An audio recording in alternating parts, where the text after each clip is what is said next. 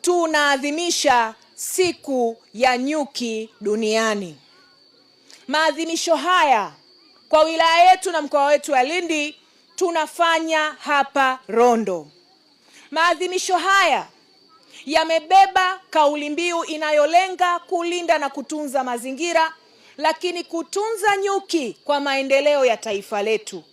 Na sisi leo tunakwenda kufanya hivyo kwa vitendo. TFS Lindi, TFS Rondo wameungana pamoja katika jitihada kubwa za utunzaji wa mazingira, upandaji wa miti, lakini kuhakikisha kwamba tunazidi kuhakikisha kwamba bioanuwai kwa maana ya mazingira yetu yanastawi na tunaenda kuyatunza na kuyalinda. Na leo tunaenda kupokea mizinga 82 yenye thamani ya milioni 8.2 kwa ajili ya vikundi vitakavyogawanyishwa kwenye vijiji vitatu tarafa ya Rondo.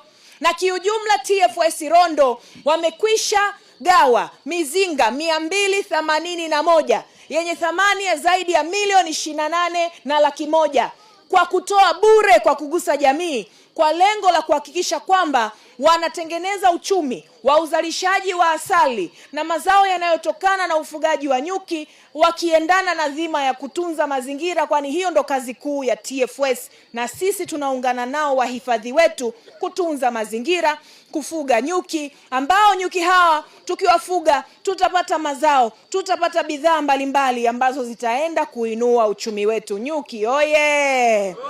TFS oye! Zote hizi ni jitihada za rais wetu Mheshimiwa Dr. Samia Suluhu Hassan, anayesimamia uhifadhi wa mazingira. Tunamuita mhifadhi mkuu. Anatuelimisha, anatuhamasisha sana kutunza mazingira.